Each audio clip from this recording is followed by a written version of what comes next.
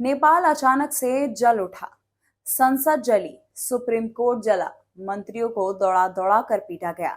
सड़कों पर युवाओं का हिंसक प्रदर्शन और जान बचाकर भागते नेता। अचानक से नेपाल से आई इन तस्वीरों ने पूरी दुनिया का ध्यान अपनी ओर खींचा है, खासकर पूरे दक्षिण एशिया का। सोशल मीडिया वेबसाइट पर प्रतिबंध लगाने के सरकारी आदेश ने युवाओं के गुस्से को भड़का दिया। वो जेनजी जो डिजिटल प्लेटफॉर्म पर अपनी आवाज उठाने और वैश्विक दुनिया से जुड़ने के लिए सोशल मीडिया प्लेटफॉर्म का इस्तेमाल करते हैं, सड़कों पर आ गए। सरकार के फैसले को अभिव्यक्ति की आजादी पर हमला माना। आंदोलन का असर ये हुआ कि प्रदर्शनकारियों ने संसद भवन तक को फूंक डाला। वो संसद भवन जिसकी लागत करोड़ों में है। इसके अलावा कई सारे ऐसे प्रोजेक्ट जो दूसरे देशों की ओर से नेपाल में चल रहे हैं, उन प्रोजेक्ट्स पर भी प्रदर्शन का भारी असर दिखेगा। या यूं कहें कि जेनजी के हिंसक हुए प्रदर्शन का नुकसान सीधे तौर पर नेपाल की अर्थव्यवस्था पर पड़ने वाला है। ये बहुत ही अचानक हुआ है। मेरे विचार से किसी को इसके बारे में उम्मीद नहीं थी और भारत को नहीं, नेपाल में भी किसी को इसके बारे में नहीं मालूम था। जो इतना ज़्यादा जो जेनजी है जो प्रोटेस्ट करने के लिए आ रहे हैं, अब प्रोटेस्ट तो होते रहते हैं और प्रोटेस्ट हमने देखा है, जो चाहे नेपाल में हो या और देशों में हो, होते रहते हैं क्योंकि कुछ मुश्किलें होती हैं, कुछ दिक्कतें होती हैं। परंतु ऐसा प्रतीत होता है जो ये 26 सोशल मीडिया ऐप्स को जो बैन किया है, वो एक बिल्कुल जिसे कहा जाए एक ट्रिगर के तरीके से उसने काम किया है, जिसे कहा जाता है last straw on the camel's back. जो इतनी ज़्यादा मुश्किलें और इतना ज़्यादा भार सब लोगों की पीठ पर आ गया था उनके लिए, चाहे वो करप्शन का मुद्दा हो, चाहे वो अनएम्प्लॉयमेंट का मुद्दा हो, इन्फ्लेशन का मुद्दा हो। जो युवा वर्ग की पीढ़ी है, उनको अपने सामने कोई भविष्य नहीं दिखाई दे रहा था।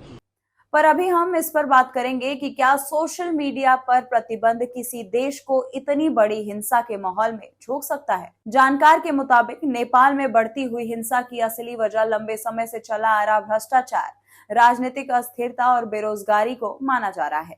जो नेता हैं और अफसरान हैं और उनके जो परिवार है और उनके जो बेटे बेटियां हैं, वो कितनी उनकी जो किस प्रकार की लग्जूरियस लाइफ वो लीड कर रहे हैं, और जो कॉमन पीपल है उनके पास कुछ भी नहीं है।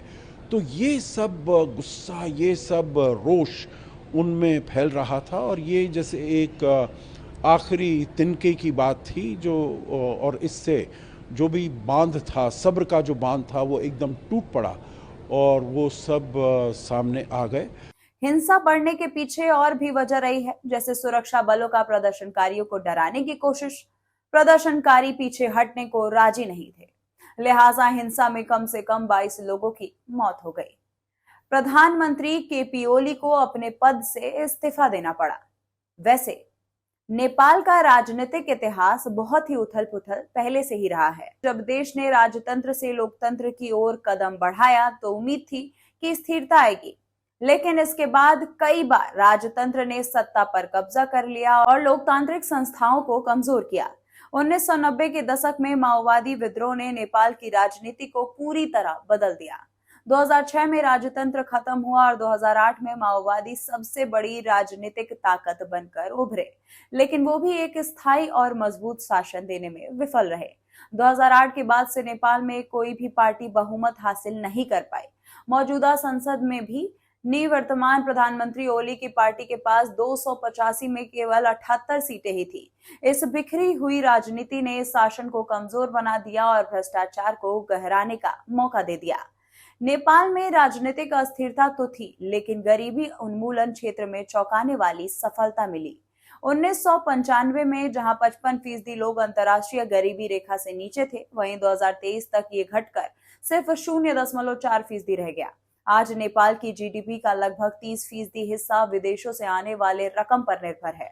हर चौथे घर से कोई न कोई सदस्य विदेश में काम करता है, यानी नेपाली समाज का बड़ा हिस्सा आज दुनिया के दूसरे देशों की अर्थव्यवस्थाओं पर टिका हुआ है। नेपाल के युवा सोशल मीडिया के सहारे बाकी दुनिया से जुड़े हैं। प्रतिबंध लगा तो युवाओं में गुस्सा बढ़ गया। युवाओं ने इसे न केवल युवा पीढ़ी की आवाज को रोकने की कोशिश माना, बल्कि विदेशों में काम कर रहे परिजनों से जुड़ाव के लिए एक सस्ता साधन भी उनसे छीन लिया गया। और नतीजा जो हुआ वो आज पूरी दुनिया के सामने है।